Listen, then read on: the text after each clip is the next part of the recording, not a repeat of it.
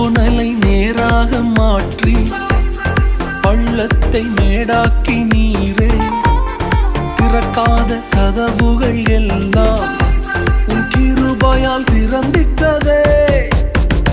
கோணலை நேராக மாற்றி பள்ளத்தை மேடாக்கி நீரே திறக்காத கதவுகள்